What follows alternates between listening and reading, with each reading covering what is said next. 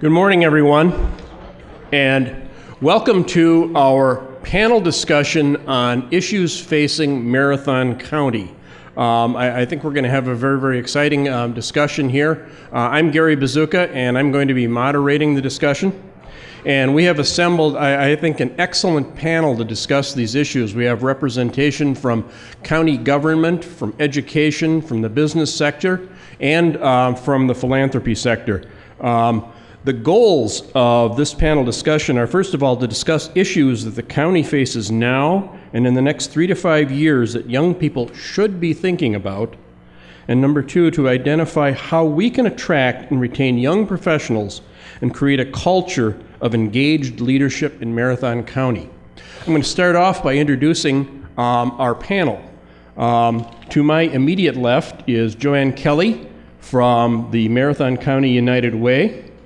And to her left is Tyler Vogt, owner of Townies and Malarkeys. And to his left is Lori Wires, president of North Central Technical College. And then finally to her left is Brad Carger, administrator for Marathon County.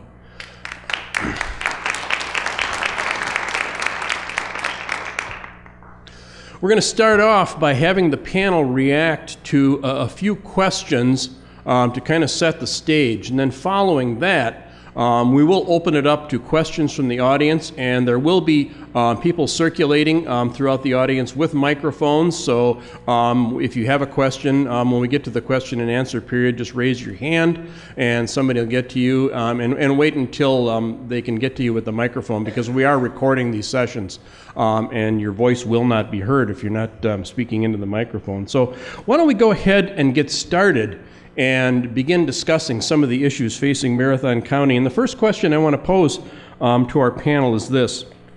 What would you say are the reasons younger people leave Marathon County? And I'll let the panel just, kind of have a free-for-all on that. I'll start. Joanne Kelly with United Way. I think the obvious reasons are adventure, education, or jobs. And those reasons are not necessarily bad. Our community's adding many of those opportunities. But I think there's another thing that we really can do something about, and that has to do with connectedness. For people that leave the community because they don't feel connected and feel like there's opportunities to be valued, that perception is really one that we can do something about as a community. So that would be, I think, the top of my list of what we can do to keep people in this community is providing more opportunities for them to connect and add value to our community. I'll go next. Obviously, if you look at me, I'm not a young person, so you're probably wondering, why am I sitting up here? So what I did is I went back and asked the individuals at our college that are about my kids' age, and asked them what do they feel are the reasons young people leave Marathon County. One of the things they said, that there is a strong perception that there isn't a lot to do in Marathon County, and until you actually get here and figure it out, that there are a lot of things to do, you don't realize it. I have two sons. One is 33, he does live in Wisconsin. The other one is 30, he lives in LA, and he works for Warner Brothers. And why does Tim like to come and visit here, my younger son? He loves coming back to Wausau to visit. We're not originally from here, we're from another part of the state of Wisconsin. But he loves the outdoors. He's a very active person. He has shared with me that if he ever wants to raise a family, he doesn't want to do it in LA because of some of the challenges there. So I mean, he's left because really it comes down to a job. And what are the jobs that you can get and that you can make a decent a living doing? And I think one of the things at the technical college, what we're really trying to look at is that there is a skills gap, everyone. And there also is an image problem of what is a cool kind of job to have or a sexy kind of job to have. But the bottom line is that people leave because they can't find work. And I think we have an obligation to make sure that we continue to support our businesses so there are more jobs. And the skilled area, there are a lot of jobs in the skilled area, and people have to decide if they want to go into technical areas. For example, in information technology. We can't find enough professionals to provide the infrastructure for the companies here. In automotive technology engineering, very sophisticated field now. The average age of technicians is 55. When you look at manufacturing, for every engineer you need 4 technicians. Engineering firms can't find enough technicians. The average age for nurses in this area is 49. The average age for dairy producers is 59. Whether we want to face that or not, people leave because there aren't jobs, and I think we have to take a look at what's happening in our country, not only locally, whatever, and the misperceptions of how we viewed skilled workers. But if we don't have them, we're all going to be hurting, and that's what brings people to places. It's all about jobs. So when the governor talks about jobs, it is all about jobs.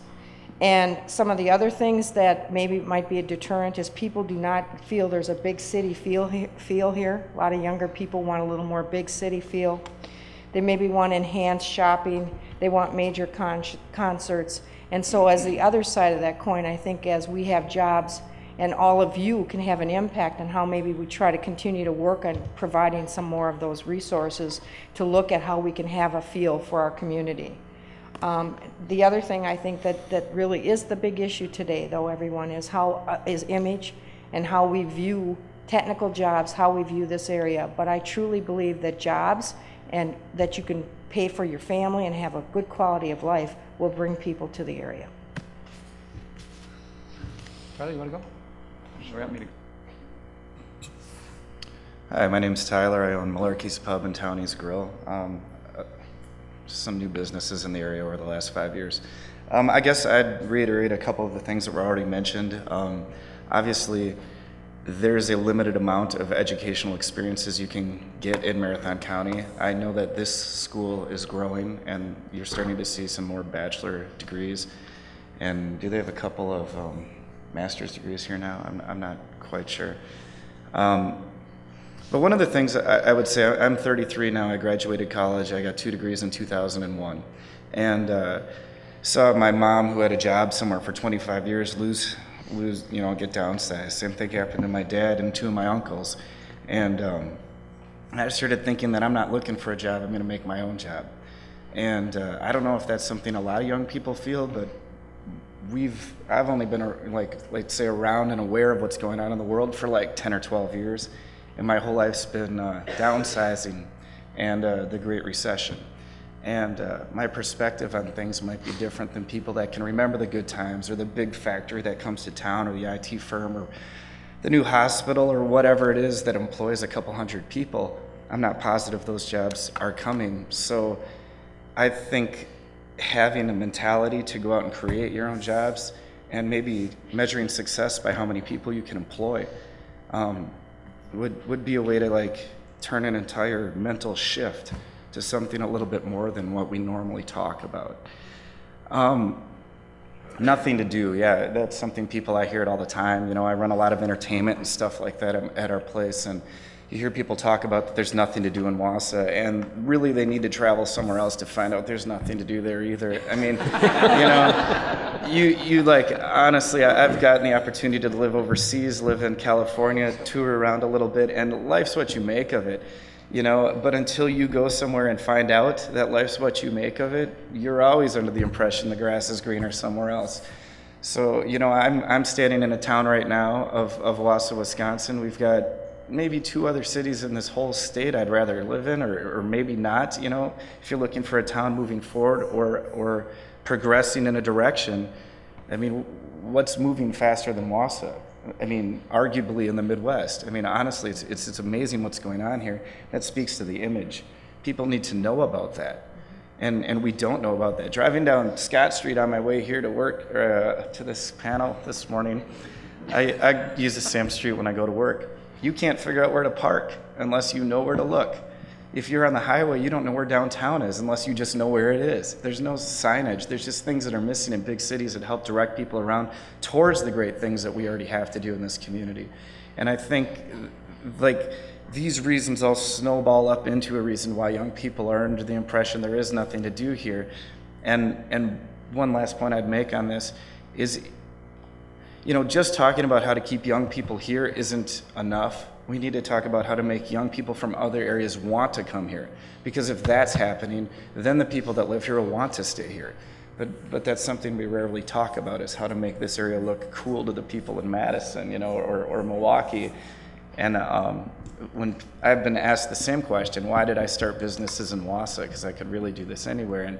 And my answer so far has been that I could make a huge splash with my small rock in this small pond, you know, but the opportunity is here.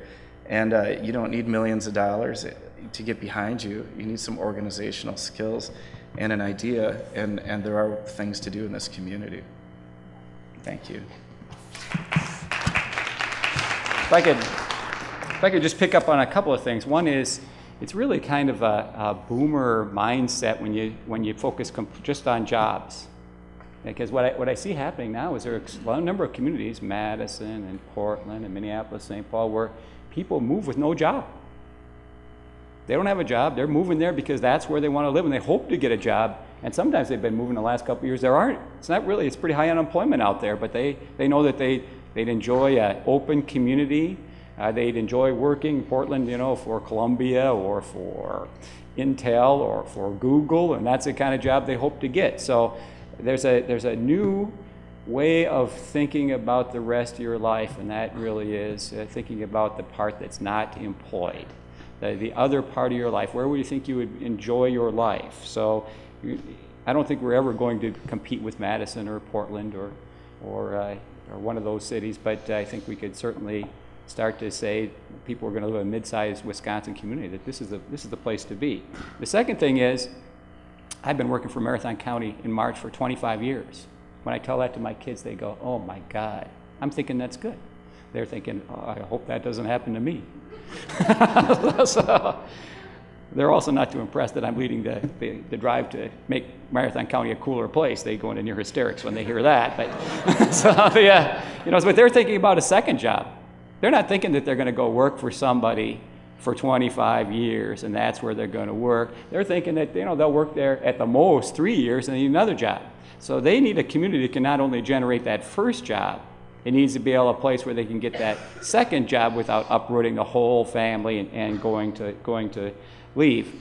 The third thing I think that's really important that we need to talk about, and something it doesn't, we're going to talk about capital improvements, and we talk about millions of dollars that's been referenced, but the correlation between those companies in the last decade that have done the best economically and the gay index is almost perfect. It doesn't have anything to do with being gay.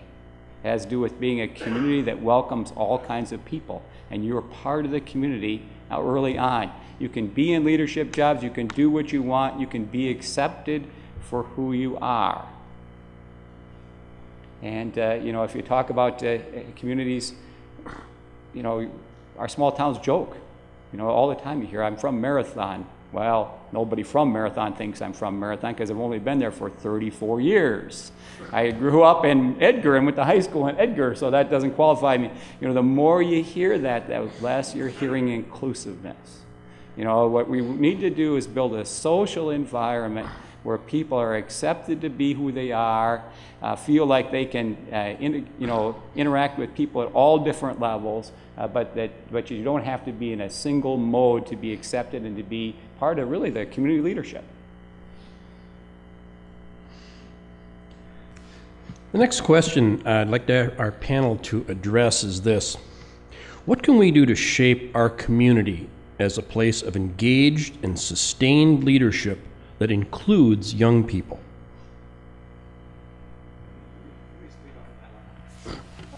Part of my job as the administrator is I appoint people to committees and boards, and I'm always looking for people. I get in fact, I talked with Gary Bazooka over here, and he helps me with names for the Healthcare Center Board, a really important part of mental health, alcohol and drug abuse, all kinds of children with disability services, an important board.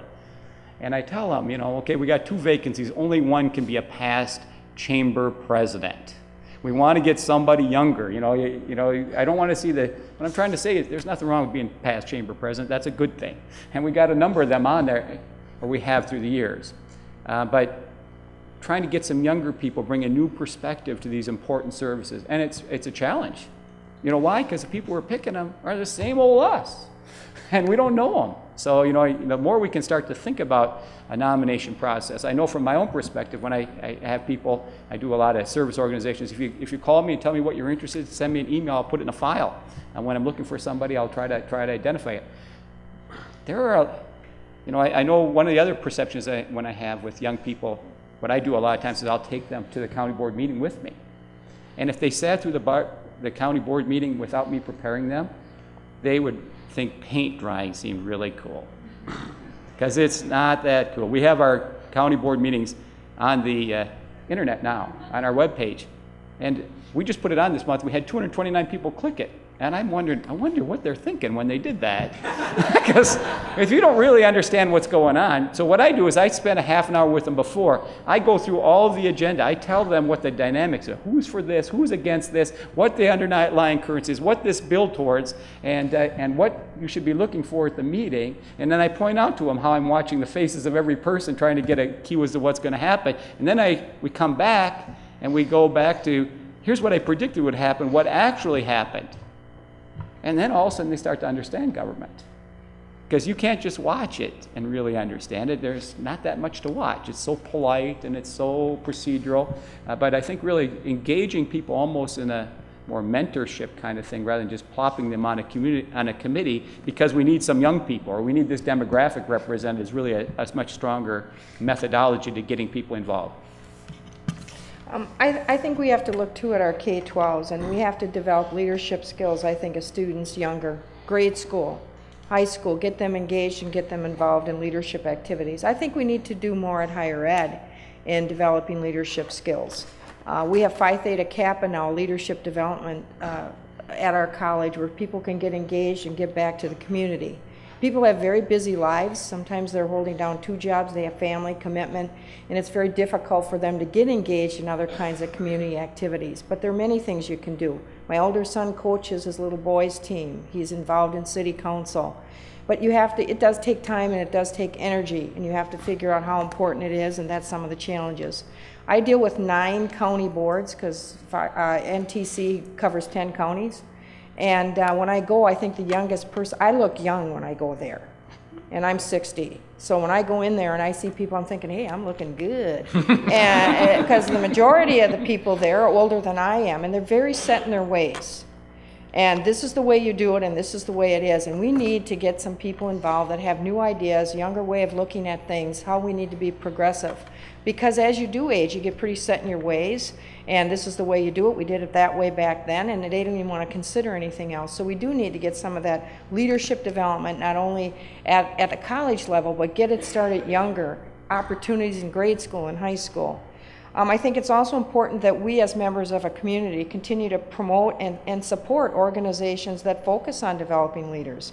Marathon County's Emerging Leaders, JC's, Rotary, these are kinds of opportunities I think that are important that we continue to support. And I think we want to cultivate an environment where younger people feel empowered to make change. They don't want to come in and butt heads all the time with somebody that says, I've been doing it this way for 40 years.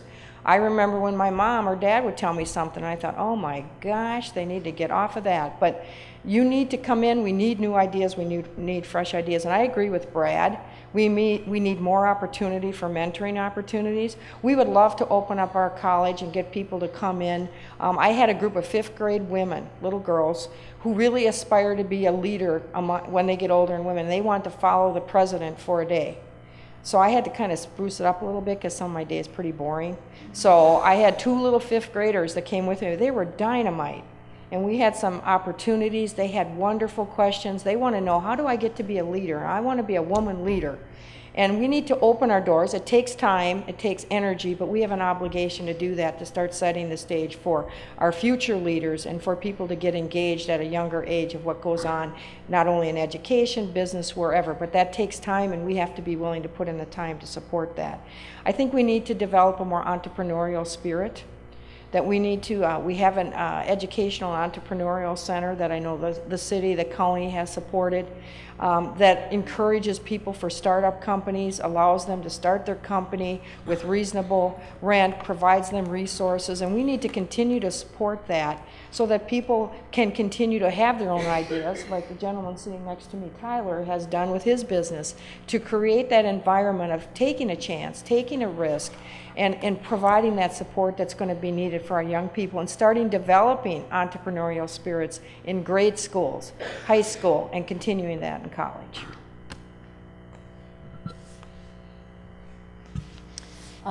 Just want to add to what Brad said about many community boards and organizations want to involve young people, but they often don't know how to do that, how to connect to them. And I'll go back to my first experience when I moved to this community over 30 years ago. I was new to the community, and the first thing oftentimes newcomers do, maybe locals don't as much, is look for places to get involved. And so it was actually connections that I made through the Wassa Nordic Ski Club that led me to my job at United Way and led me to many opportunities that I had. So I think there are opportunities in our community for young people to get involved, and oftentimes people just don't know how to get connected.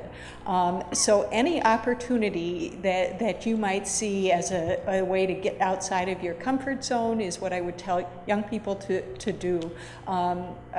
Congressman Duffy talked about the fear factor. You know, it is sometimes doing something, whether it's starting a business or going on a board or volunteering for something. It's getting outside that comfort zone that really helps people connect to the community, because we are looking very often for younger board members and younger involvement, and we tend to go to people that we know. In terms of leadership and developing young leaders, one thing I heard when we were in the lobby was, boy, there's a lot of Rotarians here. So many of us that are a little on the older side here as leaders today are involved in Rotary. Lori mentioned the emerging leaders. United Way started Emerging Leaders about 4 or 5 years ago, and I see many of our members out there today. We have over 300 members, and we provide opportunities for them to connect, lead, and serve within United Way. And that connecting and leadership opportunities to go out and meet people, to go into businesses, to meet other leaders, is one way for young people to get involved, to meet people like Gary or myself or Brad, and then we know you and can say, hey, what about so-and-so? So it's often that old cliche, it's about who you know and what you make of it. So I think there are opportunities here, and as a community we are really cognizant of wanting to make those opportunities available.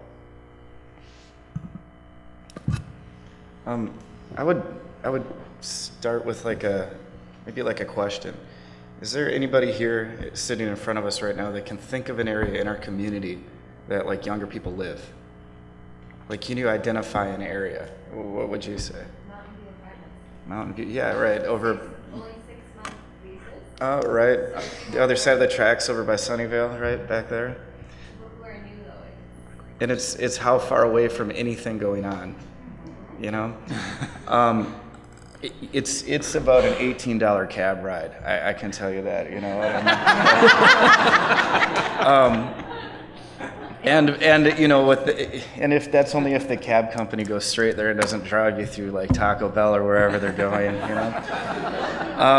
I met a woman in my establishment about 3 days ago, and she had moved here from Milwaukee. That's where she got educated. She had grown up in Madison, and she was in my place, and one of the servers heard them talking, had me come down and sit with them. All right, so she just got employed in this area for one of the hospitals, I think Aspirus, which is awesome, you know.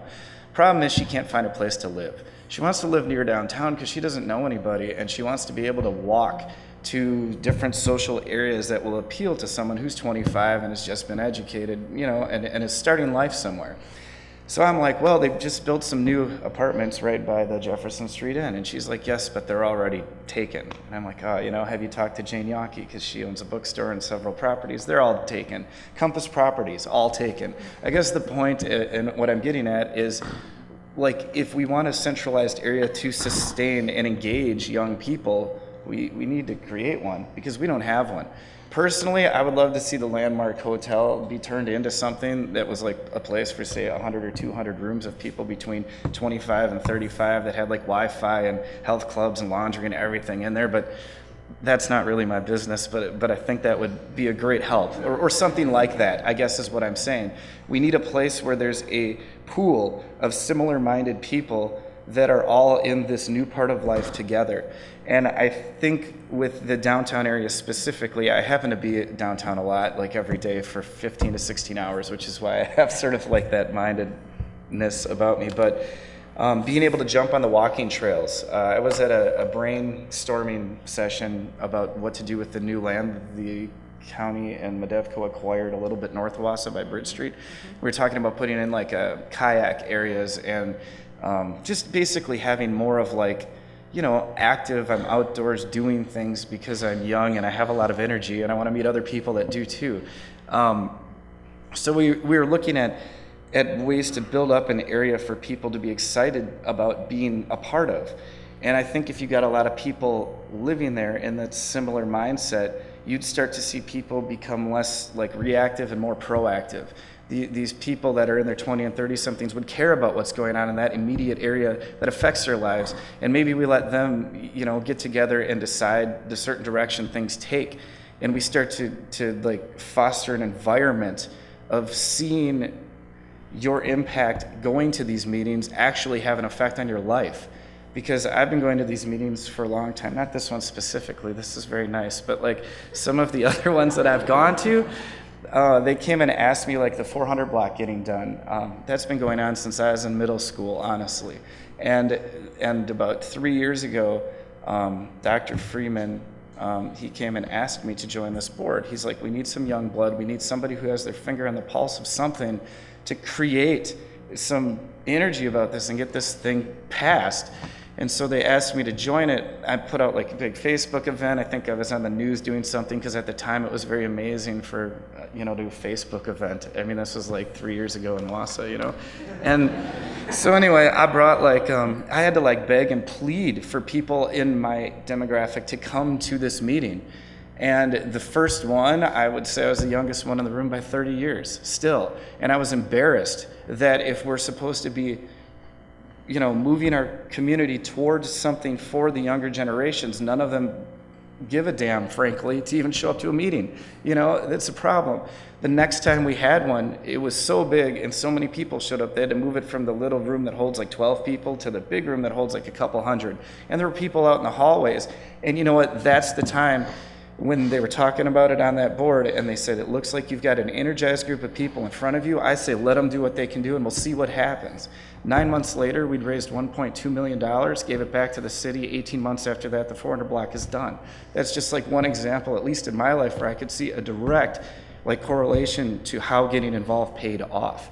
And I think if we can provide situations for younger people to see how that happens, along with bringing the entrepreneurial spirit into the area, people that want to be leaders and giving them a way to succeed, you will see young people become involved in the things that are going on.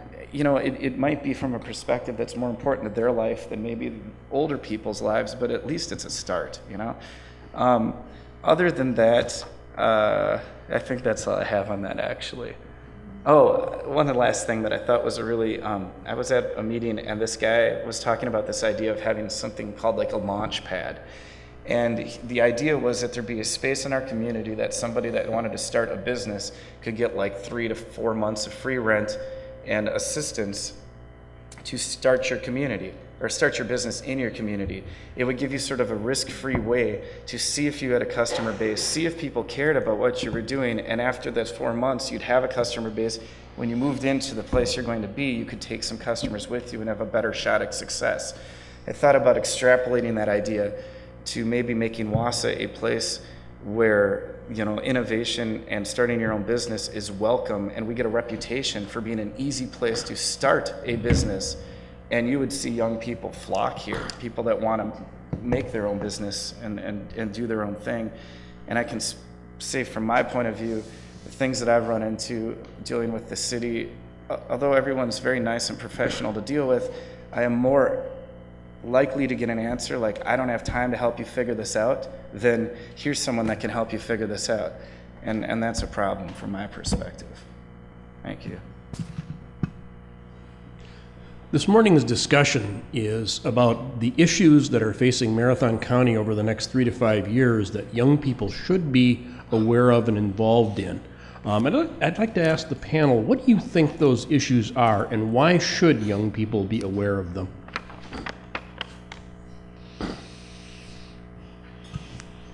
I'll start. United Way is very connected to the community issues and needs, and one of the things that we do as a community that we should be very proud of is produce every 2 years what's called a life report, local indicators for excellence. So we monitor things about our environment, our work, our schools, our health, how we're doing, our families. So that allows all of the community to be on the same page to set that community agenda. I think one of the things Wausau does have going for it is that we're a small enough community that it's easy to pick up the phone, call the mayor, call the superintendent of the schools, and get things done. So the size of our community, and the example being the life report, that we can really work together on what is important. So what does that report tell us is important in our community? I see Dean Dietrich out there, and early years education is really critical. Young families often are struggling financially, have many issues that they're dealing with, and the development of children prior to the age they enter school is critical to their success in life. So if we want people to grow up to be entrepreneurs, we need to give back and make sure families in our community get the supports, and those with young children particularly get the supports to help develop that. So there's an opportunity there for people to get involved and give back, and community to join together on that example as a priority issue. And Emerging Leaders has done that. They've gone out and they've built some born learning trails, they've built some play spaces in our community, so a tangible thing really as a result of identifying the need and then getting the community together to say, what can we do about the need? So one of the things that I think is really exciting in this community is we do that. We're on top of community needs, and we provide opportunities for people to give back.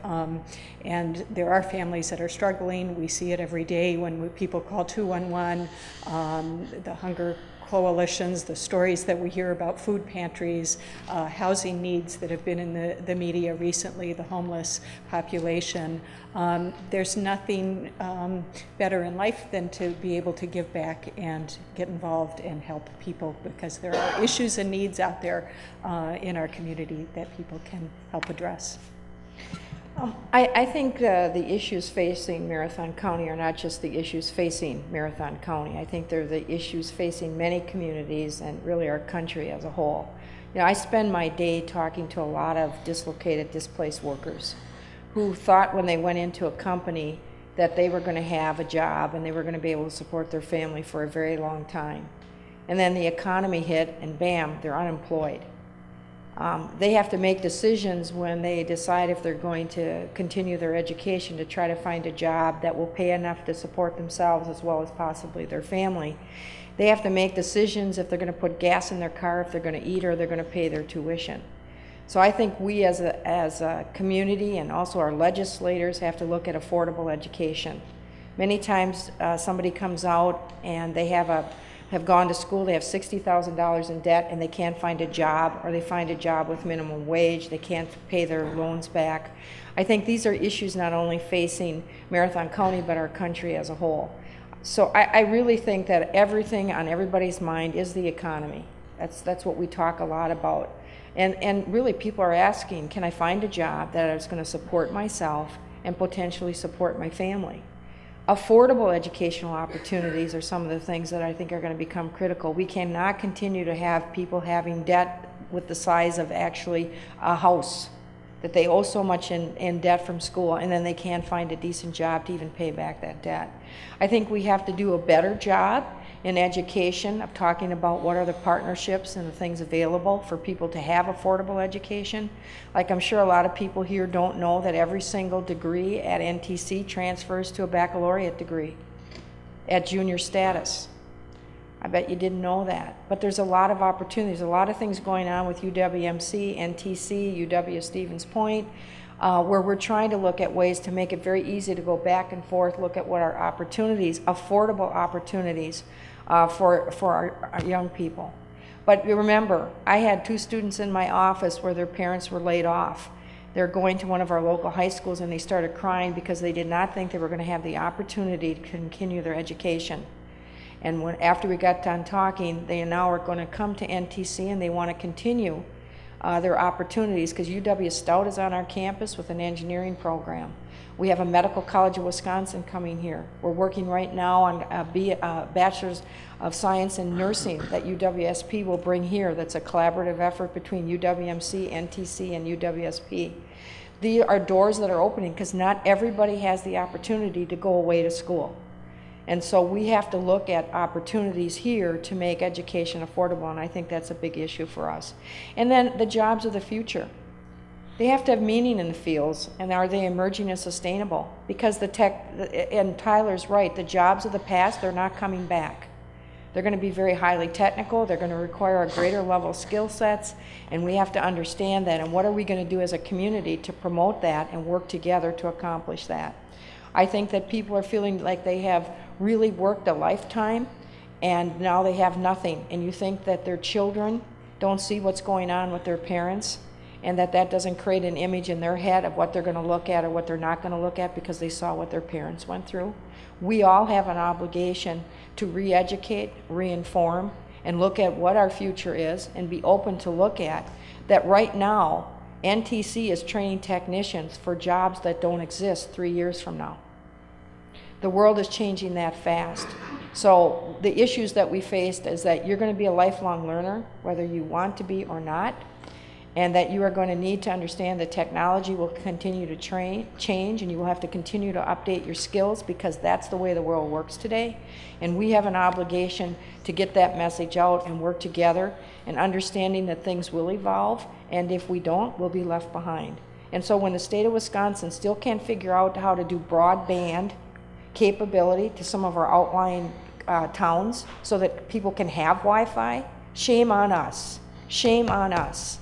There should be no reason that we shouldn't have this entire state connected, the small burgs, whatever, because that's the way life is and that's the way technology is. And so if we don't start making some changes on what is important, these issues will continue to hamper what we can do to move forward. And it's not just Marathon County, it goes beyond that.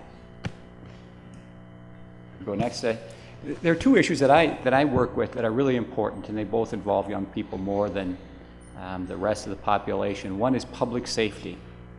Today we have 300 people in the Marathon County Jail and 100 of our residents in jail in Lincoln County.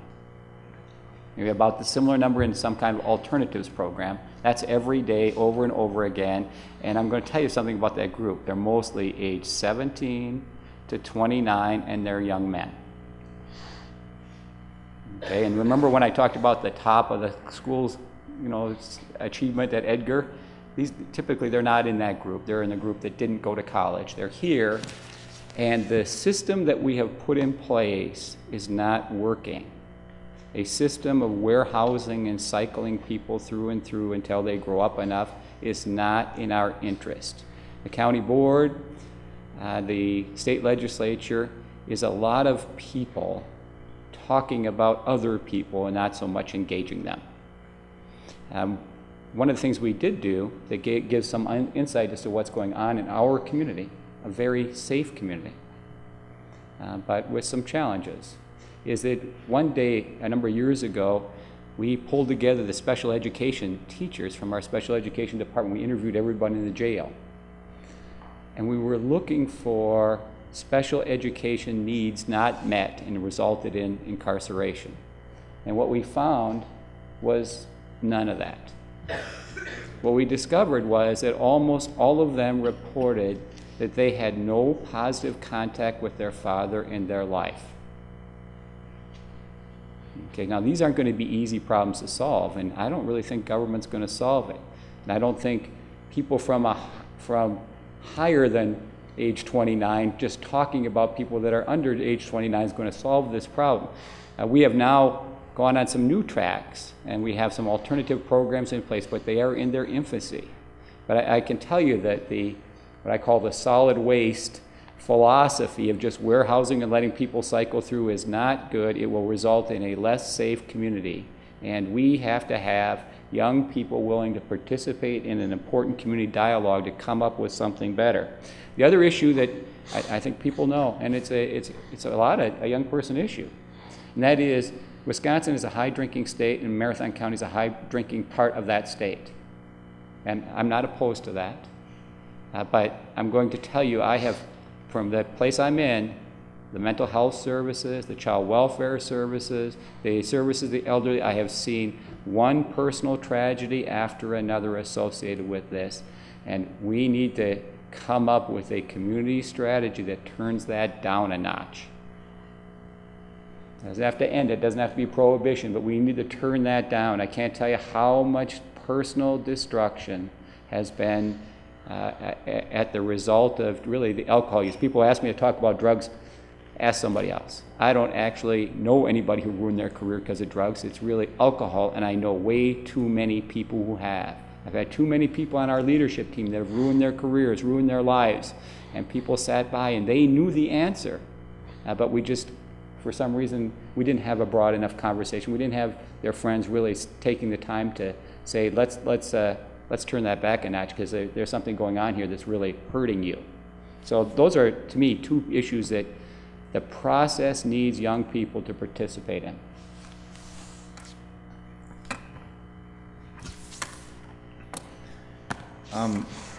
So when reading this question and I was thinking about it from my perspective, what is something young people should be thinking about? I feel like I'm in a transitional area between being young and old, and the amount of hours I'm working is rapidly making me older right now. Not in this panel, you're not in the transition. I'm catching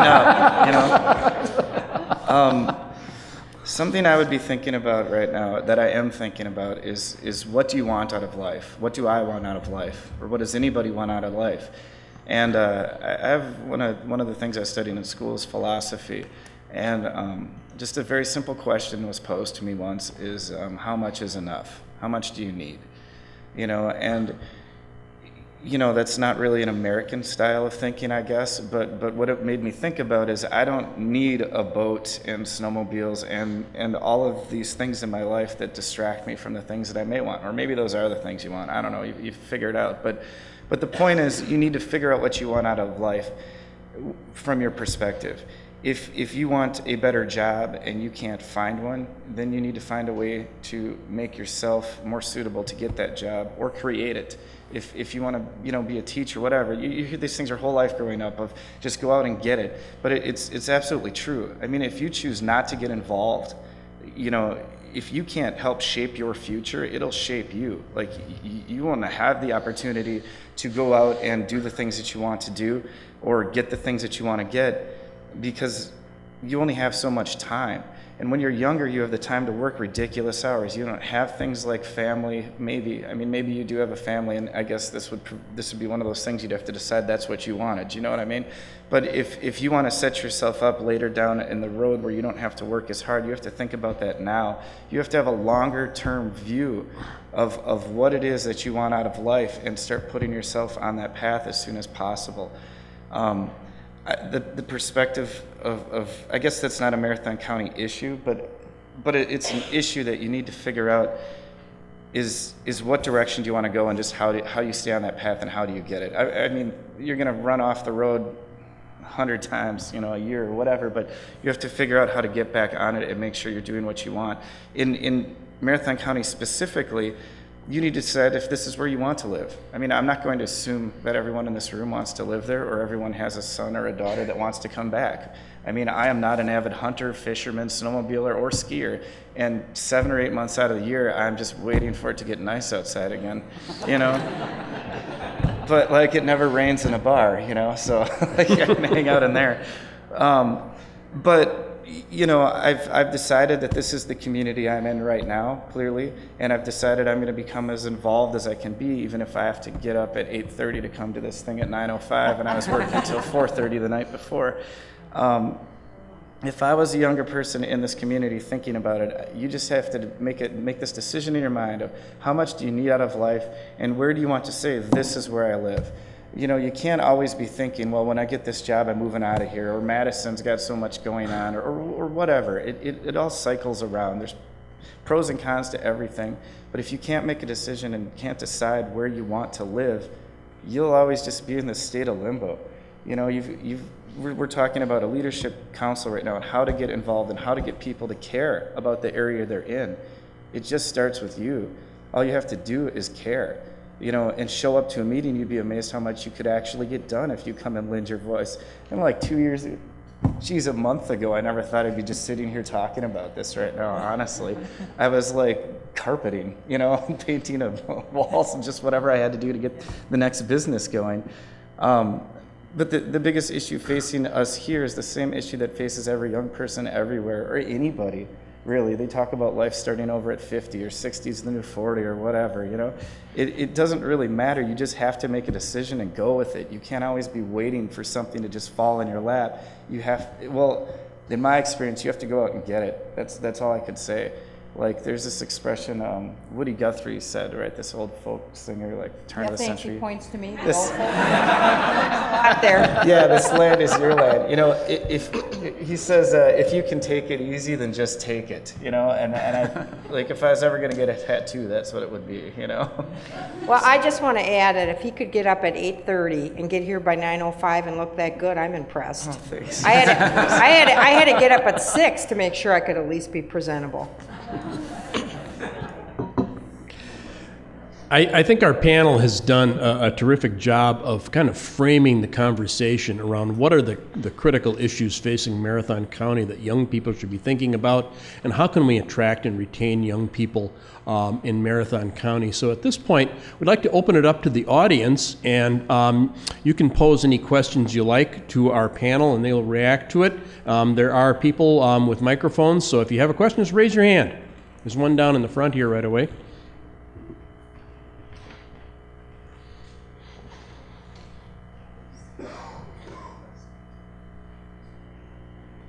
My name is Gayleen Roden. I'm the administrator for the town of Red Mountain. So I'll do my part as far as retail recruitment, whether it's Trader Joe's or Red Lobster or Macy's store. We'll do our part as far as the next big box development along Red Mountain Drive, because I know that can certainly help people realize, wow, there's a lot here, more than you realize. But one thing I had a conversation during the break was, I'm a prime example. I left and I lived out on the East Coast for a few years and came back. So I'm wondering if that's something that we should be looking into, is not so much, you know, keeping people here, but, you know, I think it's important for young people to have that experience, whether it's somewhere else, and whether it's LA or it's, you know, Chicago, but having them come back, and that's important, coming back and returning home. So that's one thing I would like to see what the panel says about that, because, you know, a lot of people, and I think it was referred to as, you know, raising their family in LA. Well, that's, you know, I didn't, you know, having a family and living in DC probably wouldn't have been attractive for me as well. The second thing is, and we find this, and I find this because I have a 5-year-old and a 3-year-old, but is the commitment and participating in committees. And sometimes when committees meet or a group meets, it's in the evening, and with the young family, you know, I'm already working 40 plus hours a week, and taking more time away from my kids and my young family, that can be pretty tough. And whether or not working with the young people, involving them in, is having the commitment. Maybe it's not so much, well, we're going to meet every day, or we're going to meet once a week. and instead of having, well, maybe we'll just meet once a week, or I mean once a month, and maybe it's at a time of day which is more conducive to their schedule. So we run into this even at my church, and you know, I finally said, can we just meet at 4:45 so we're out of there by 6, so that I have a chance that I can go home and still have dinner ready, and you know, I haven't ruined, you know, taken away the entire night to be with my family. Thank you for that question. Panel, would you like to react to that?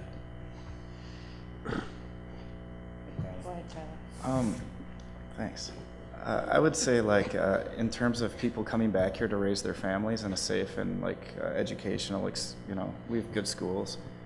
This is my 4th grade teacher here, Mrs. Hall. We've got that nailed, you know, in this community. I'd say, like, when I went to college, I was very well suited. I got to test out of a lot of, like, you know, the requirements and take electives I wanted to, and Wausau West modular system set me up to do my class scheduling quite easily. It didn't take me the 2 days they gave me. It took me like 20 minutes, you know. So I think, well, it was really helpful, actually, you know. Anyway, but I feel like as far as being like an area for people to come back and raise their kids, like I said, we've got that nailed.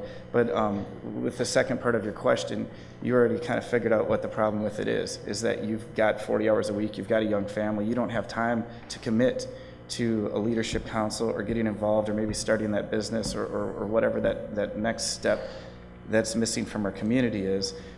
The part where you're comfortable coming back and raising your kids is here.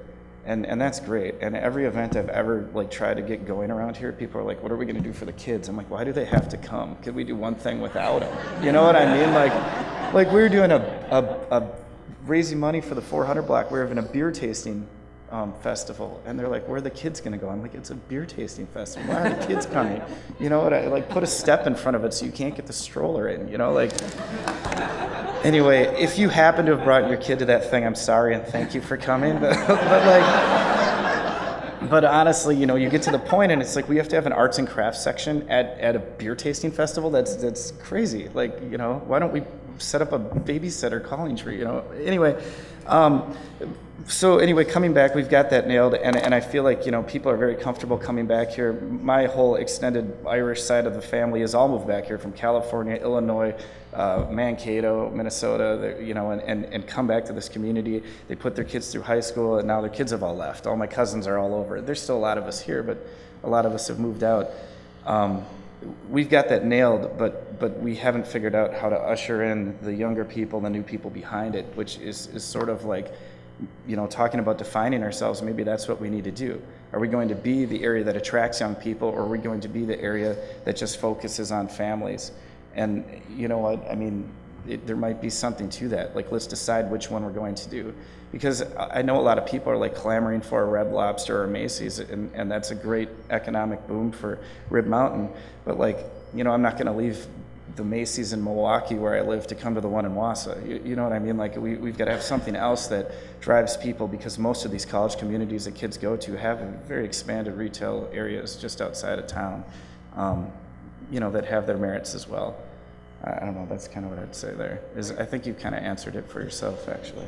I think that, first of all, when I talk to people, this is what always comes up is, you know, I point out somebody who worked in Minneapolis or worked in Madison, started their family, and then moved back here. But I don't really think you can rely on that as your best strategy or only strategy. Because, you know, what happens is you got 2 jobs over there, you get connected to the community, you got a lot of other things. It's not that easy just to up and go. You really have to be highly motivated. So I think we can have a strategy for that, but they're in a very different life stage than, say, the young singles are. And I think we have to have a strategy that has both incorporated. And I think that, you know, bringing people in from other communities, that's going to require this young single strategy, because those that are coming back as young families, they almost know what's here already. And I think there's a different group here that would come here if they knew that there was going to be something for them in this stage, and then they could move that forward in another stage. Remember, they are thinking about this differently than the boomers are. They're thinking in 2 and 3 year increments, not these 20-year increments that was really part of that other generation that's moved forward. So they're not plan on keeping a job for 20 years and not planning necessarily staying in the community for 20 years either. So if you don't fit that stage, then you may not miss out. I think there are different strategies. I think that it's going to be hard for senior members of the community to plan for what younger people want. They're going to have to be part of this decision-making process. They're going to have to be creating businesses. They're going to have to be creating things that emerge that group likes. That's all I have.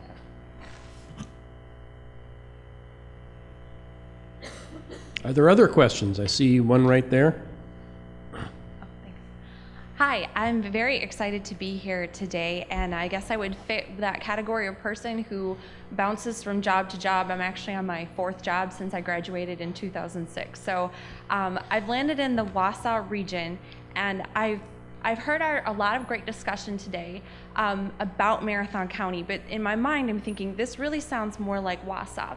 I live in Hatley, which is about 25 minutes from downtown Wausau, which there is a lot to do, but it's not necessarily the most conducive thing for us to do is to hop in the car and run to Wausau for all of the great opportunities here.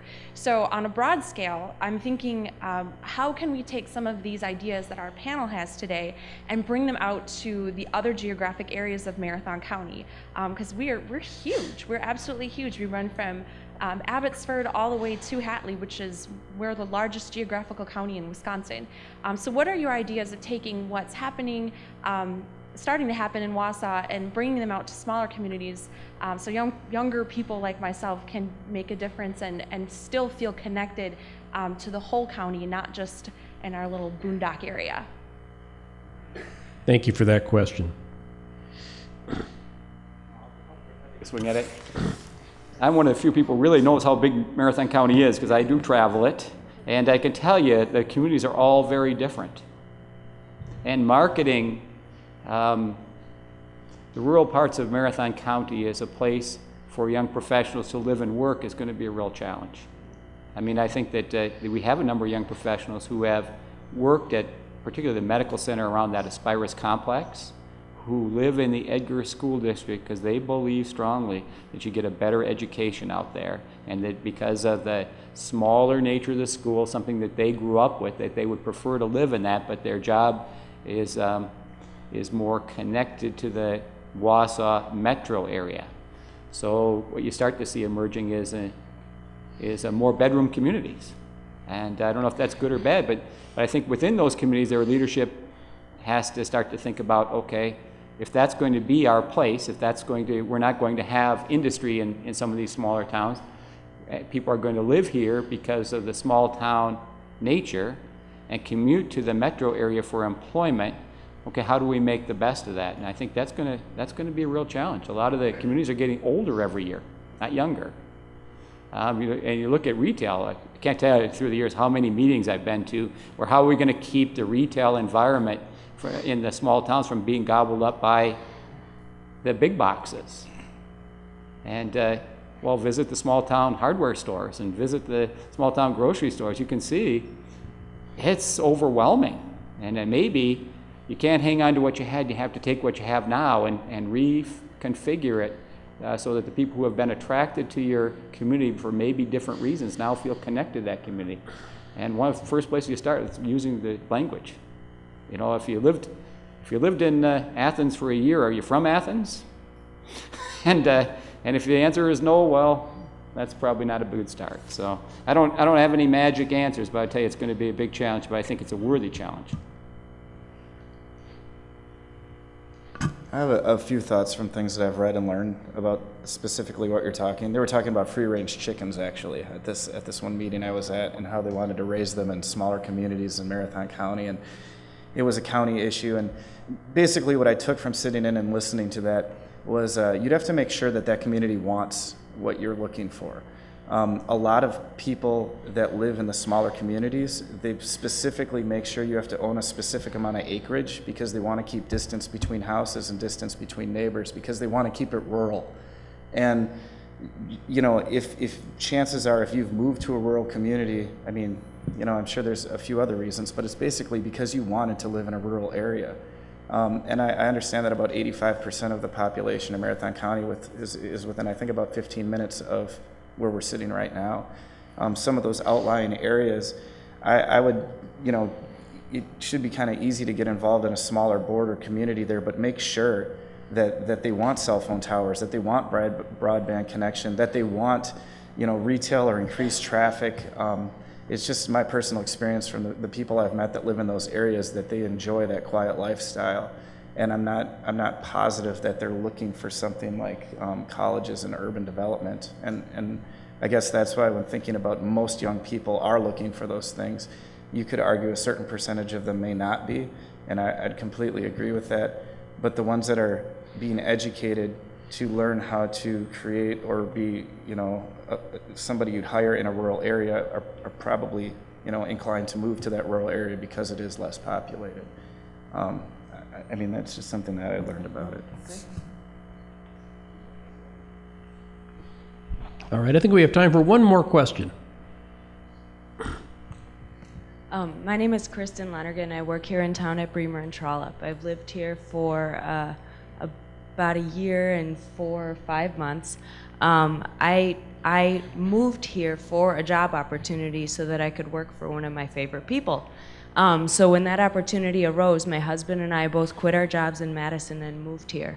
One problem that I'm finding seems to exist among the world of young professionals is a lot of the people who I knew when I moved here have moved away. It seems to be sort of a resume building place for a lot of young professionals, and they use opportunities here as a way to pad their resume so they can go work elsewhere, so that they can say they have experience and then go to Milwaukee with that experience, or go to Madison with that experience. And I think that's a really, really big problem right now, is that even if job opportunities do exist, people are just using them to pad their resumes.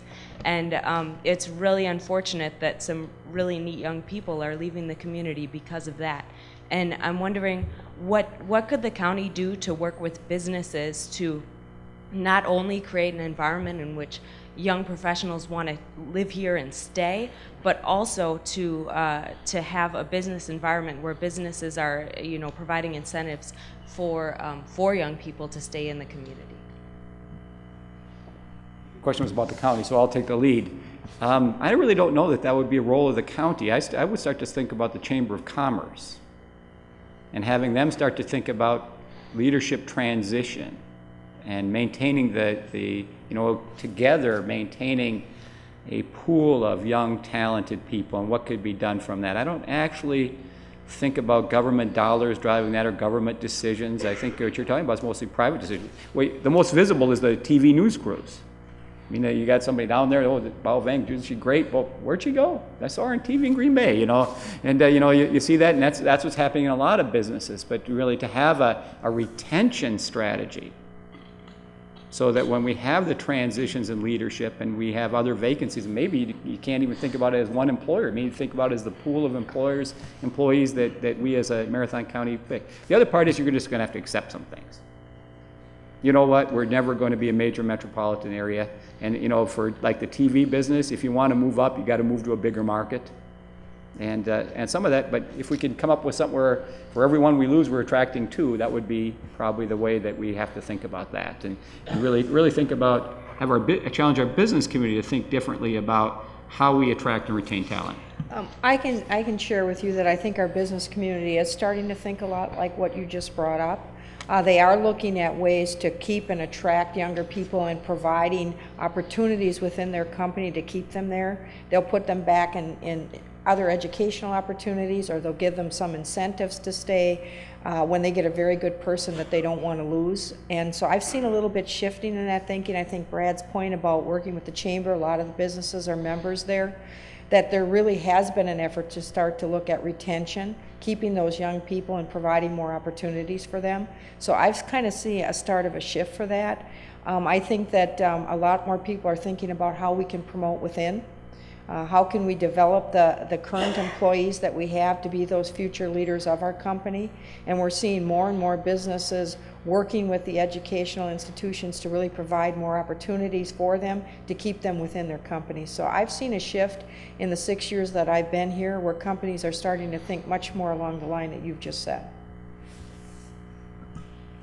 Just to add to what was already said, because I certainly agree that there's always going to be that risk of losing people to better jobs in a larger market. But I think people have to decide they want to stay, and we have to have good opportunities for them to feel that way. Certainly recreation, low traffic, low crime, there's lots of good reasons and good things going on in this community. But I think they're also looking for not wanting to leave their friends, so giving people opportunity to build connections with friends or with community is really key, and I think that's part of why this conference is occurring today, because we want to provide those connections and opportunities. And I think the other thing that I see happening in our community is a trend to try to make this a cooler place to live. You know, the bike trails that are occurring, the downtown visibility.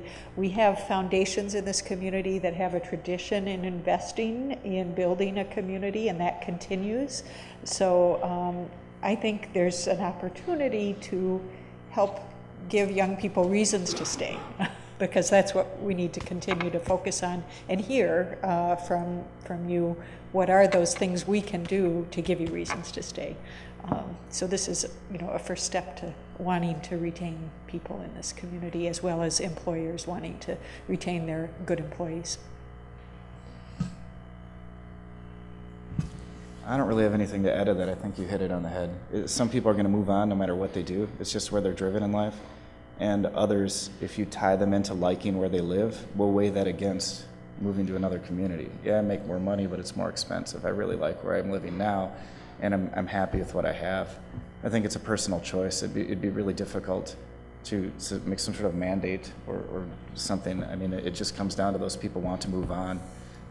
If they enjoy their time and their neighbors in Wausau, then hopefully that would weigh against that decision, but I think it's a personal one. Also speaking personally, I'd just like to say thanks for having me, and thank you all for coming down here early in the morning. It was nice of you.